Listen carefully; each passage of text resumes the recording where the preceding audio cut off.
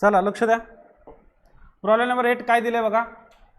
Generalized the following transactions in the books of Raymond for the month of April 2019 एप्रिलचे आपल्याला transaction सांगितले त्यांनी आणि आपल्याला जर्नल एंट्री करायला सांगितलं. बघूया काय सांगितलं. First transaction purchase goods from Kajal worth 2 lakh rupees. Worth म्हणजे काय? व्हॅल्यू, किमतीचा. 2 लाख रुपये किमतीचा गुड्स आपण काजलकडून परचेस केला at 5% trade discount and 18% GST and half amount paid by cheque. मी तुम्हाला सांगितलं अगोदर एक स्टेप वाईज जावा. 2 लाख रुपीजचा गुड्स आणि 5% ट्रेड डिस्काउंट आहे. काय करायला पाहिजे? ट्रेड डिस्काउंट मायनस केल्यावरती कळेल प्राइस किती आहे, बरोबर. त्याच्यामध्ये 18% GST ॲड करा. 18% GST ॲड केल्यानंतर तुम्हाला कळेल एक्झॅक्ट पैसे किती द्यायचे ते आणि त्याच्यातले हाफ दिले ते. मग हाफ काय करणार? क्रेडिट काजलच्या नावाने करायला लागतील. हाफ बँकला क्रेडिट आणि हाफ काजलच्या नावे. काय सांगितलं कळालं का? प्राईसमधून आधी ट्रेड डिस्काउंट मायनस करा आणि मग GST त्याच्यात ॲड करा. ठीक आहे. त्यानंतर नेक्स्ट बघा. Purchased shares of Mahindra company 60,000. Mahindra कंपनीचे शेअर्स परचेस केले आपण 60,000चे आणि 1,000 त्यासाठी ब्रोकरेज दिलं. इन शॉर्ट कमिशन दिलं थोडक्यात. मग तुम्हाला टोटल शेअर्स किती रुपयाला मिळाले? 61. शेअर्स परचेस केले तर काय अकाउंट सांगितलं तुम्हाला? Investment in shares of Mahindra company किंवा शेअर्स ऑफ महिंद्रा कंपनी एवढं लिहिलं तरी काही प्रॉब्लेम नाही. Shares of Mahindra company account debit. Real आहे, ॲसेट आहे, कम्स इन. आणि पेमेंट कसं करत असतो शेअरचं? कायम लक्षात ठेवायचं बँकेतून पैसे जाणार. जरी सांगितलं किंवा नाही सांगितलं तरी कॅशमध्ये शेअर सेल परचेस करू शकत नाही. बँक अकाउंटमधूनच करायला लागतं. डीमॅट अकाउंट बघितलं तर आपण डीमॅट अकाउंट म्हणजे investment in shares account debit to bank account. समजलं. Next sold goods to Ravikant वर 60,000 ॲट 10% ट्रेड डिस्काउंट. ओके. रविकांतला गुड्स सोल्ड केला आहे 60,000चा आणि 10% ट्रेड डिस्काउंट आहे. आणखी काय सांगितलंय? 18% GST पण चार्ज करायचं आहे. त्याच्यापैकी 1/3 अमाऊंट रिसिव्ड बाय कॅश. त्यातली 1/3 अमाऊंट मिळणार आहे आणि 5% कॅश डिस्काउंट पण आहे. झाले का आपलं अगोदर? आहे काय करायला पहिले स्टेप तुम्ही सांगा. काय करणार तुम्ही? 60,000 मधून 10% मायनस करायला लागत. 54,000 फायनल सेल्स प्राइस झाली. म्हणजे सेलची फिगर कळाली तुम्हाला 54,000 आहे. त्याच्यामध्ये 18% GST आहे, तो ॲड करा अगोदर. 18% GST ॲड करा. मग तुम्हाला कळेल एवढी अमाऊंट फायनल अमाऊंट आहे. एवढी अमाऊंट त्याच्याकडून घ्यायची आपल्याला. त्यातले तो किती देतोय? 1/3. 1/3 कशी काढायची? Divided by 3. 3 ने त्याला डिवाइड करायचं. तेवढी मिळणार. पण तेवढी अख्खीची अख्खी मिळणार का? कॅश डिस्काउंट किती आहे त्यामधून परत जी 1/3 अमाऊंट येईल त्यातून परत 5% मायनस करायचं आणि मग राहिली तेवढे पैसे मिळणार. कसे मिळालेत? कॅशमध्ये. म्हणजे cash account debit, discount allowed account debit. मग एवढ्या अमाऊंटमधून फक्त 1/3 मिळणार आहेत. मग राहिलेले काय करायचे? रविकांतच्या नावाने एंट्री करायची. ठीक आहे. बऱ्याच वेळेला ट्रान्झॅक्शन सांगितलं असं बघू नका. काय झालंय का ना? मग करायचंय. Paid college fees of proprietor sons 1,000 rupees. Drawing account debit to cash account. बरोबर आहे. Purchase computer 50,000 at 18% GST. Computer account debit. Input CGST debit. Input SGST debit to cash. काय सांगितलं नाही, पार्टीचं नाव नाही आहे, चेक नाही दिलं, काहीच माहीत नाही. आपण कॅश अजून करणार टू कॅश अकाउंट. समजतंय का? Next paid transport charges on the above computer.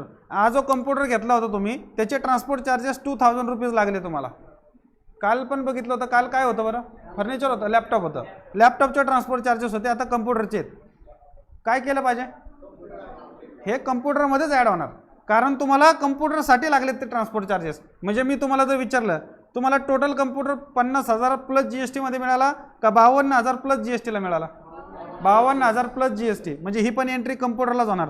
Computer account debit to cash account. समजला? Next paid salary. Salary account debit to cash. Paid rent 5,000 advertisement 15,000. Rent account debit. पुढं advertisement account debit to cash account. रेंट आणि advertisement expenditure आहेत त्यांना debit होईल आणि cash goes out. Sold goods to Salman 20,000 at 18% GST. सलमानला 20,000चा goods sale केलाय. काय करणार? Salman account debit to sales to output CGST two output SGST. Purchase goods of 1 lakh rupees at 12% GST and paid by cheque. Purchase account debit. Input CGST account debit. Input SGST account debit to bank account. आणि last मी तुम्हाला सांगतो, बाकीचे तुम्ही चालू करा. तुम्हाला 20 मिनटं वेळ आहे. 20 मिनटं वेळ पटकन करायचं. एक काम करा, पाहिजे तर काय करा, पहिले जे ट्रान्झॅक्शन तुम्हाला कॅल्क्युलेशनवाले अवघड वाटते ते शेवटी करा. जे आता ते अगोदर करून घ्या.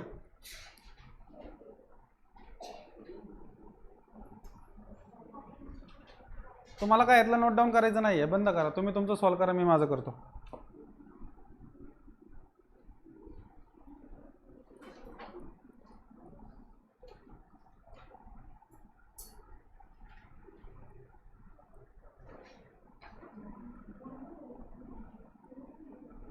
जे कॅल्क्युलेशनचे प्रॉब्लेम आहेत ते जमलेच पाहिजेत. काय अडलं तर त्याच्यात सांगा मला, मी सांगतो. पण ते यायला पाहिजे आता.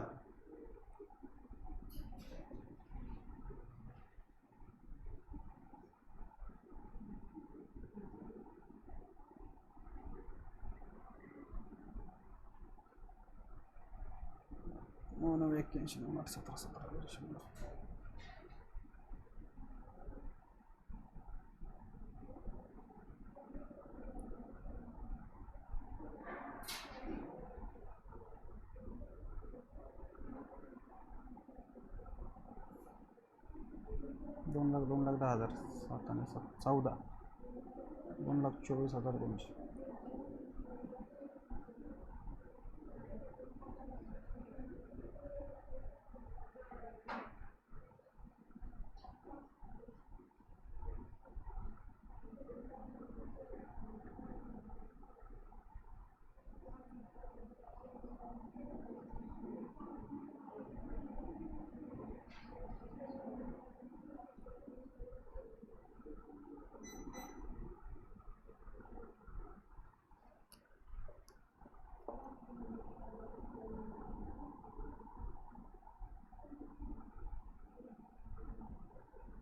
आणि कोणालाच विचारू नका, तुमचं तुम्ही करा सॉल्व.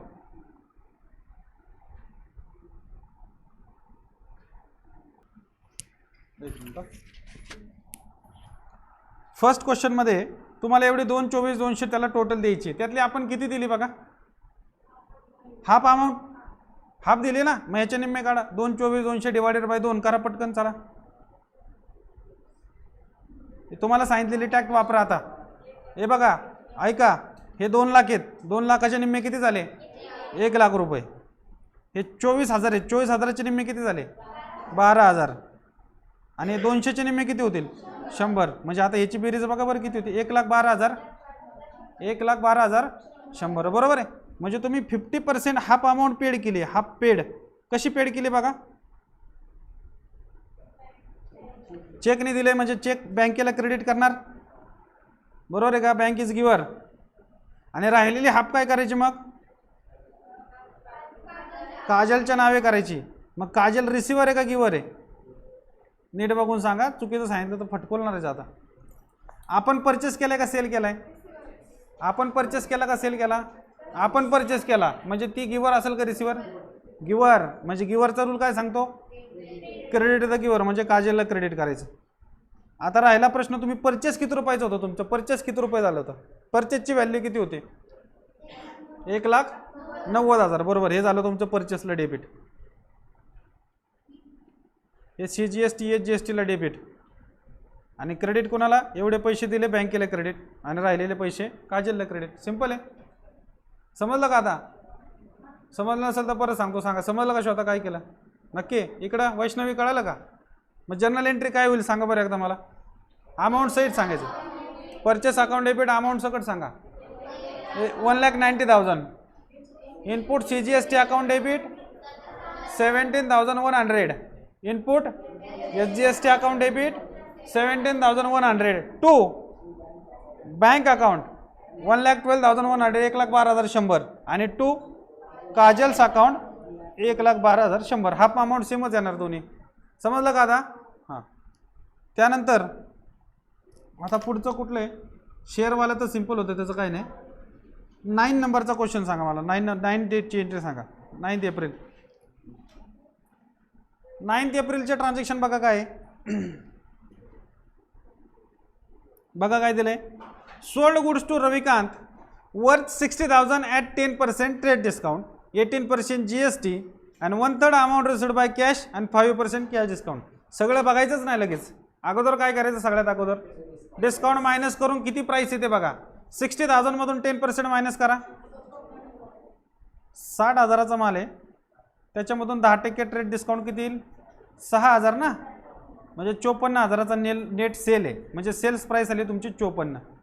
सेल्सला काय करतो आपण, सेल्सला काय करतो, डेबिट का credit, credit. Sales is an income, credit all incomes and gains. इथपर्यंत कळालं, ठीक आहे.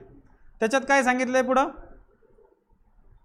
18% GST, 8% GST पण ॲड होणार त्याच्यामध्ये. आणि 1/3 अमाऊंट रिसिव्ड, 5% डिस्काउंटचा संबंध कशाशी येणार सांगा बरं. जे पैसे मिळणार आहेत, हे 1/3 जे मिळणार आहेत त्याच्यातून तो डिस्काउंट मायनस करायचा आहे, बरोबर. मग आता GST त्याच्यामध्ये अगोदर ॲड करायला लागेल. ट्रेड डिस्काउंट करायचा, मग GST ॲड करायचा. आता 54,000च्या 8% म्हणजे 9% बघा. CGST 9%, SGST 9%. काढा पटकन चला. 54,000च्या 9% किती होतात, 9×5 = 45, 9×4 = 36. किती टोटल नाही, 9% काढा ना. आपल्याला परत डिवाइड करायलाच लागतं त्याला. बाकीच्यांनी करा.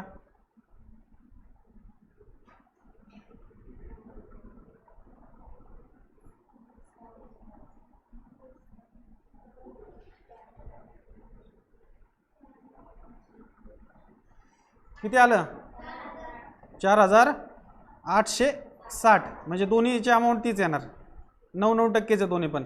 मग टोटल प्राइस किती झाली बघा बरं. याची बेरीज, याची टोटल प्राइस किती होती बघा, बेरीज करा. हे बघा, आता तुम्हाला स्मार्ट टेक्निक शिकायला लागणार आहे. तुम्ही जर जुन्या पद्धतीने गेले तर वेळ लागणार तुम्हाला. हे बघा, 54 आणि 4,000 किती झाले, 54 आणि 4, 54,000 आणि 4,000 किती झाले, 58. आणि 58,000 आणि 4,000, 58 आणि 4 किती होतात, म्हणजे 62,000 झाले. ओके, इथपर्यंत ठीक आहे. आता इथं बघा 800 आणि इथं 800, 8 आणि 8 16, 1,600 रुपये झाले. आणि इथं 60 आहे आणि इथं 60 आहे, 60 आणि 60 120. आता बघा बरं, टोटल सोपी वाटते का, 62 आणि 63,000 झाले. आणि वरचे किती होता ते 600 आणि 120 किती झाले, 720. म्हणजे टोटल किती झाली, 63,720. ही झाली टोटल प्राइस, बरोबर आहे का. आता सेल करतो त्यावेळेला GSTला काय करतो, output CGST credit, output SGST credit, ठीक आहे. आता ह्याच्यापैकी किती अमाऊंट मिळणार आहे आपल्याला, 1/3. मग 63,720 भागिले 3 करा. 1/3 म्हणजे डिवायडेड बाय 3.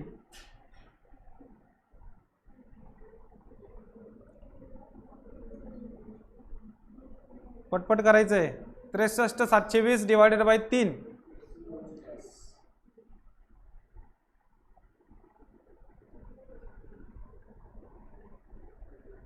इथे ते काढ पटकन.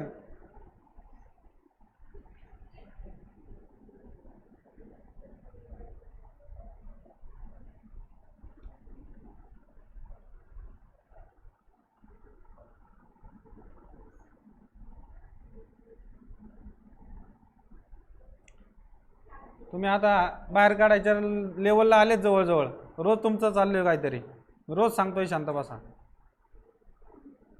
शांत बसायचं, टाइमपास करायचं. किती आलं, 21,240. एवढे सगळे मिळतील का कॅश डिस्काउंट आहे, काय कॅश डिस्काउंट आहे. करा याच्यातून किती % कॅश डिस्काउंट आहे, 5%. करा बरं किती येते बघा. हे बघा, सिंपल लॉजिक सांगतो परत. ह्याच्या 10% किती येतील बरं, 21,240च्या 10%, 1 0 काढला, 2,124 झाले. आता परत सिंपल काम करा. 2,000चे निम्मे 1,000, 100चे निम्मे 50 आणि या 24चे निम्मे 12. म्हणजे आता बघा बरं टोटल करून 1,000 किती होईल, 1,000 50 आणि 10 60, 62 झाले ना, 1,062. असं नको व्हायला, हेच तुम्हाला गोंधळात टाकतंय, नाही ना, कळते ना काय सांगतोय. नाही तर मग तुमच्या पद्धतीने डिवायडेड बाय 2 करून पण करा, काय अडचण नाही. 1,062 झाले. मग 1,062 जर डिस्काउंट आहे तर नेट किती मिळणार. आता हे काढा पटकन चला. 21,240 मायनस 1,062 करा, करा पटपट.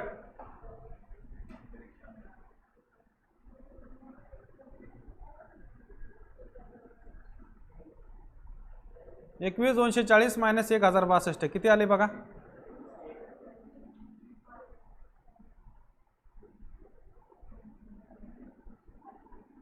20,000 आणि वरती किती 40 म्हणजे 22 मायनस करायचे. 20,138 केलं का मायनस? किती आलं?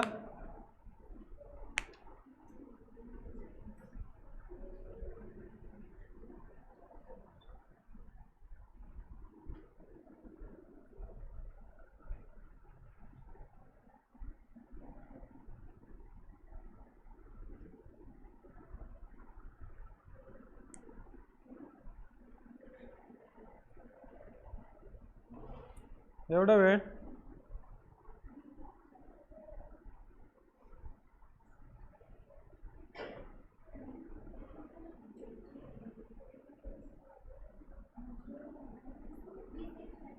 वीस 178 ना. बाकीच्यांचं आलं का? 20,178 यायला पाहिजे. एवढे पैसे मिळणार तुम्हाला. कसे मिळणार आहेत सांगितलंय का? कॅश आहे ना, म्हणजे पैसे मिळणार म्हणजे कॅशला डेबिट. तुम्ही जर टोटलिंगमध्ये तुमचं जर चुकत असेल कॅल्क्युलेशनमध्ये तर कॅल्क्युलेशनला प्रॅक्टिसच करायला लागेल. एवढी कॅश मिळणार म्हणजे कॅशला डेबिट. हा डिस्काउंट दिला तुम्ही त्याला म्हणजे आपल्यासाठी काय झाला? एक्सपेंडिचर म्हणजे डिस्काउंट अलाउडला डेबिट. ओके, एवढं कळालं. 21,240चा विषय संपला. मग 63,720 पैकी 21,240 मिळाले. मग उधार किती राहिले? 63,720 मायनस 21,240.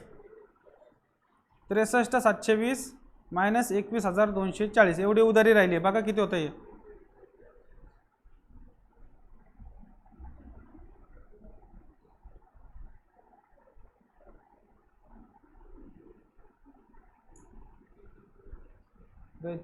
बेचाळीस 60 आणि 420 480. 42,480 का? 42,480 एवढी उधारी राहिली आहे. मग उधारी राहिलीचं काय करायला पाहिजे आपण? कोणाच्या नावावरती टाकणार? काय त्याचं नाव? रविकांत. रविकांत पर्सनल अकाउंट आहे. आपण त्याला माल विकलाय म्हणजे रविकांत रिसिव्हर आहे का गिव्हर आहे? रिसिव्हर. म्हणजे रूल काय सांगतो रिसिव्हरला? डेबिट. हे बघा आता जर्नल एंट्री सांगा. चला काय एंट्री होईल सांगा? डेबिट पासून सुरुवात करा. कॅश अकाउंट डेबिट किती मिळाले? Cash 20,178. Discount allowed account debit 1,062. Ravikant account debit 42,480. To sales किती आपला? 54,000. To output CGST 4,860. To output GST 4,860. यातला तुम्हाला प्रॉब्लेमॅटिक काय वाटतंय? कॅल्क्युलेशन सोडून मला खरं सांगा, हे बेरीज वजाबाकीमध्ये मी काय मदत करायला पाहिजे का तुम्हाला? चुकी काय म्हणतात त्याला? गुणाकार वगैरे याच्यात समजतंय का काय चाललंय? जर्नल एंट्री बघा एकदा फायनल. चला हेच आहे बघा. कॅश मिळाली तेवढी कॅशला डेबिट 20,178. डिस्काउंट अलाउडला डेबिट. उधारी राहिली ते रविकांच्या नावे टाकली. सेल्स 54,000 होता आणि GST CGST HGSTला क्रेडिट केलं. यातलं आणखी कुठलं जमलं नाही तुम्हाला? सगळे जमले? मग ॲन्सर चेक करायचे फक्त. पहिला ॲन्सर चेक करा. चला पहिलं तर मी समजून सांगितलं होतं तुम्हाला आत्ता. परचेस अकाउंट डेबिट 1,90,000 परचेसची प्राईस आहे. दोन्ही GSTला डेबिट होईल. परचेसचं GST म्हणजे खर्च आहे. त्यातले आपण हाफ अमाऊंट दिली तेवढी बँकेला क्रेडिट आणि राहिलेली हाफ अमाऊंट काजलच्या नावे लिहिली. तुमचे ना मला मानसिकताच आवडत नाही. तुम्ही काय करता समजून घ्या ना. कॉपी कॅट का होत आहे? का कॉपी करायची काय आहे तुम्हाला?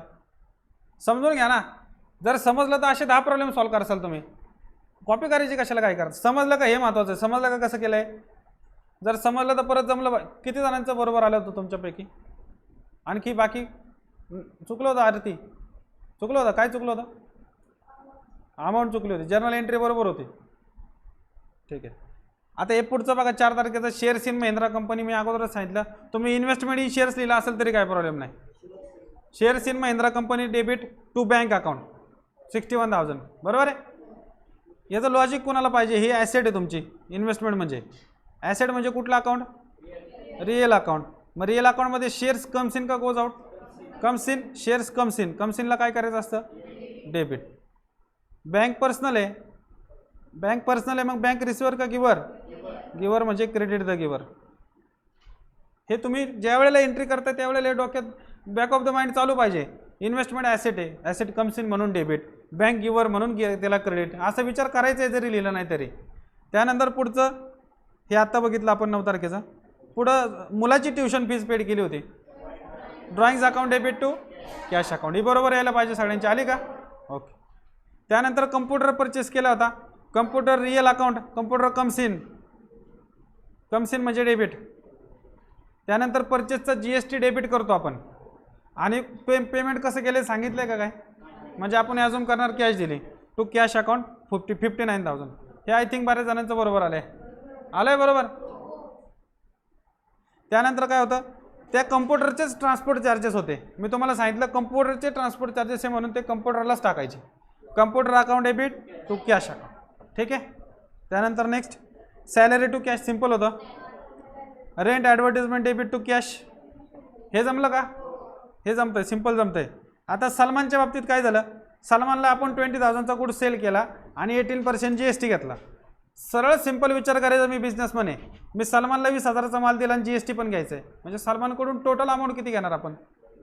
20,000 प्लस GST, म्हणजे 20,000च्या 9% काढले तर 1,800 आणि 1,800 येतात, म्हणजे टोटल 23,600चं डेबिट पाहिजे सलमानला.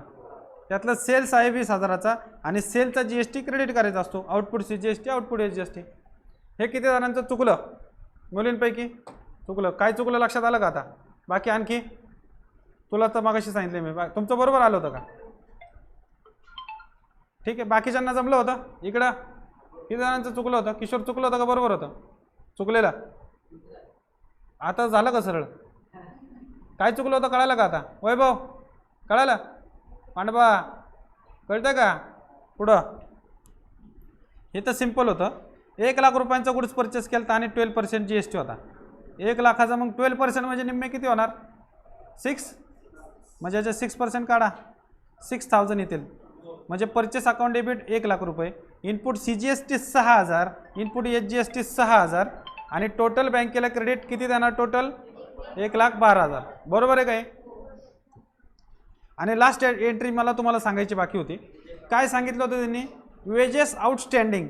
हे आउटस्टँडिंग शब्दाचा अर्थ नीट समजून घ्या. वेजेसचा अर्थ तुम्हाला माहिती आहे, वेजेस म्हणजे काय? मजुरी. आणि आउटस्टँडिंगचा अर्थ पण बऱ्याच जणांना माहिती पाहिजे, काय?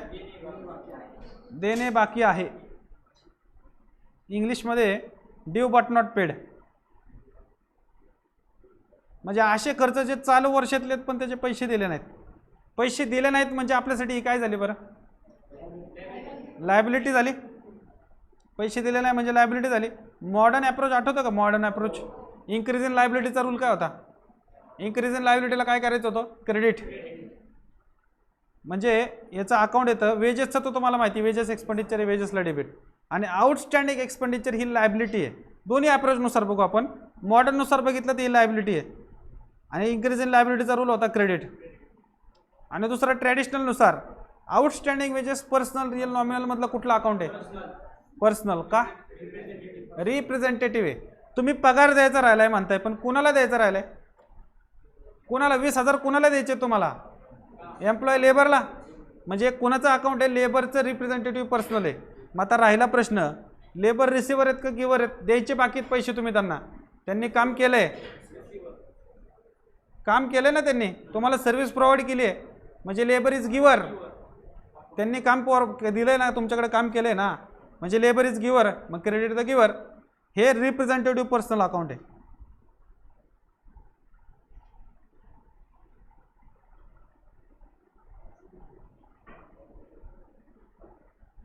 समजले का? Entry expenditure account debit to outstanding expenditure account. त्या एक्सपेंडिचरला डेबिट करायचं आणि आउटस्टँडिंग एक्सपेंडिचरला क्रेडिट करायचं. म्हणजे तुम्हाला सांगितलं आउटस्टँडिंग रेंट, तर rent account debit to outstanding rent. समजलं का? हे मॉडर्न ट्रेडिशनल आहे लक्षात का? विसरले? मला सांगा. मला वाईट वाटतं बरं का हे तुम्हाला जर जमलं नाही तर. हे आता आम्ही बरेच क्वेश्चन घेतले ते, हे जमलं पाहिजे. आता माझं असं एक्सपेक्टेशन आहे, मी भरपूर क्वेश्चन घेतले ते, आता जमायला काय हरकत नाही.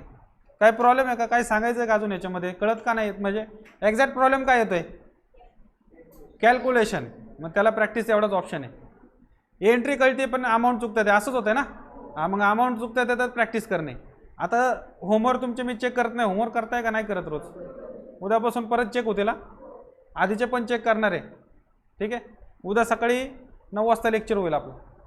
उद्या आपण ते जे 12 क्वेश्चन घेतले होते ना तुम्हाला कॅल्क्युलेशनसाठी दिलेलं होमवर्क, हे उद्या करायचे. ते कुठे गेले ते एक्स्ट्रा कॅल्क्युलेशन कुठं होतं?